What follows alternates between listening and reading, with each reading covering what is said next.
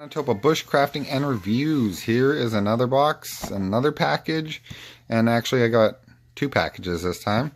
I will dig into this and let you see what it is. It comes in two parts. Okay, yeah, we got this. Let's rip it open. And this, before I show you this is, I do believe, the very first video of this product demonstrated or previewed. They are the usgi Gore-Tex Intermediate Cold Wet Weather Boots, and I'll get into details. I had to pause there and change the baby's diaper. I'll get into details on these boots. I'm just gonna rip it open. Give you a look, see. I hope they fit me. If not, I guess I'll be selling them, but here we are. Here's the boots. Unlaced.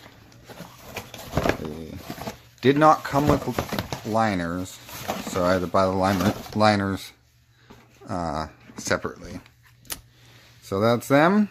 We will go into an overview of these two products that I've purchased.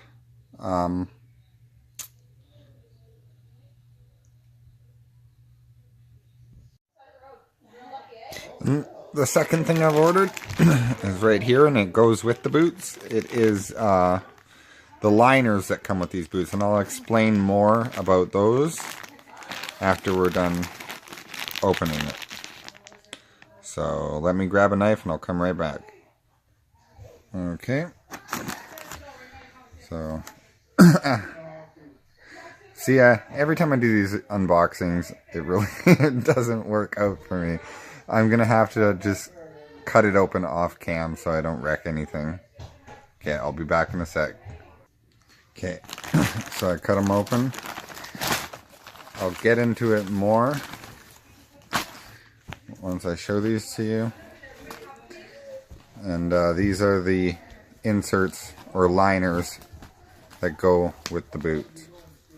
They are still together and they are brand spanking new. $10. So that's not too bad for the liners, and then there's $20 shipping and handling for the liners as well. So we'll get on to a little bit of an overview of these products.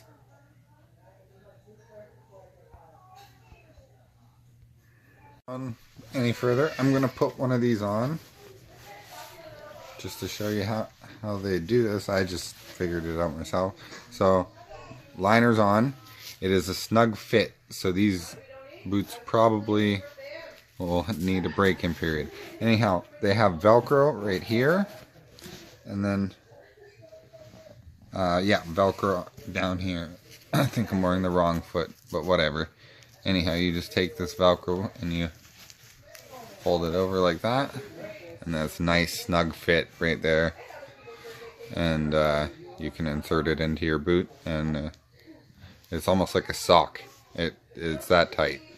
I don't know if it should be. I do have wiggle room for my toes, so, but in width, I think I have maxed out the width. So I just figured I'd add that in there. But yeah, that's kind of neat. I wasn't expecting that to have Velcro to fold it over. So, a brief history on these boots. The early 90s, they were trying to develop a boot that would cover the void between hot weather and extreme cold weather. So they came up with the intermediate boot. It was like 1988. They were first field tested in the early 90s. These boots have, like, there's been different renditions of the same boot, and they've been made by a handful of different manufacturers that the boot design was contracted out to. These ones have the old Gore-Tex logo on them, so you can tell that they were probably early 2000s, pre 9/11. The newer ones and this one, but the still same design, was they have a newer Gore-Tex tag on it, and the sole tread pattern is different. Looking at the lugs on here, you can tell that this was early 2000s, because before it was just little crosses. There wasn't these chunks missing out of the side there, and that's for better traction on icy or wet terrain. So I'd date these at probably 2000 to 2001. If you look at the tag here, it's ICWR. That is the model, I do believe, of this boot. I've seen ICWB, I've seen ICWT, I've seen ICWN, and now I've seen ICWR. And I don't know what the last letter stands for on any of those. If anybody knows, drop me a line. When they first developed this boot, it was insulation on the inside, like built into the boot. And they had to issue soldiers up to 3 pairs of boots because they would keep getting saturated, the insulation would, and the boot wouldn't stay warm, so they'd swap it out and rotate it with another boot that they had in their packs. The military changed that and introduced the liners, which is 200 grams of insulation per liner. I'm not too sure what kind of insulation. I'm guessing something like Thinsulate or something like that. They are Gore-Tex lined, so they're waterproof up to right here. The fit and finish on the newer version of this boot, like post 9/11, is a lot better. This is like, it's just not the best fit and finish on these boots. They are suede leather, so they will get really dirty. Next time you see these after I'm done testing them, the leather will be dirty.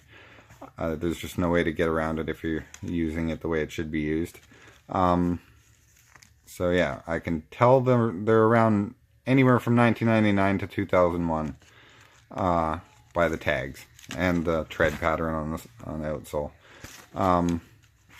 Let's just see here, because I don't know. Oh, yeah, the insole is relatively squishy, nothing crazy. But I'll definitely give you updates on how they perform. The reason I bought these was I was looking at the hot weather boots, and they only last 1 season, and then you can't really wear them anymore. I looked at the bunny boots, or those big bulbous rubber boots that are good to -60. Once again, only good for 1 season. So I looked at the intermediate boots, and they seem to be able to cover more seasons than the other boots. So that's why I went with these. The temperature rating on these is plus 20 Celsius down to -10 Celsius, which is not that great because I live in Canada, and it's like -30 here almost the whole winter, depending on where you live. But where I live, it's really cold. So I'm going to be pushing these boots past their limits if I get the chance. So, yeah. I will update you on how they look on your feet, how they look laced up, and yeah, wish me luck that they actually fit, because I haven't tried them on yet, and I don't want to take the tag off until I try them on. So, if you like this video, give it a thumbs up or a thumbs down, or comment and share and subscribe. And remember that this is the first video preview of these boots on YouTube as of today. So, something I just noticed about these is that they are steel-toed, so I thought I would throw that in there too. So they come with this little pamphlet here telling you all the information. that you should need to know. And I never mentioned it before, but these are Belleville boots. And I could have got the modern cold weather boots that they are currently wearing in the military. I do believe they have 600 grams of insulation versus 200. But they were running close to $300 for a pair of boots like that. And that's just out of my price range by a lot. So that's why I went with these. Here they are all laced up. I tried them on. They fit perfectly. These little booties are a bit tight, but they're supposed to be tight so snow can't go down them. Like I showed previously, they fold over to have a snug fit, almost like a sock. Other than that, I can't really think of anything else to say. I did miss that when they swapped over from the insulation being built into the boot to these booties, that they issued soldiers 2 of these so they could 2 sets of booties so they could rotate them as they got saturated, and that way they didn't have to spend all that money making 3 pairs of boots per soldier when they could just issue liners. Let's just see here. Is there anything else I'm missing on these? Because, yeah. Huh. No, I don't think so. And you will see more of these. I will be testing them past their limits. And hopefully I don't lose any toes due to frostbite. So, if you like, click like. If you want to share, share. If you want to comment. And subscribe for more reviews on military surplus and camping gear. What they look like fully laced up and on you. They're very comfortable. I think they feel awesome. Okay.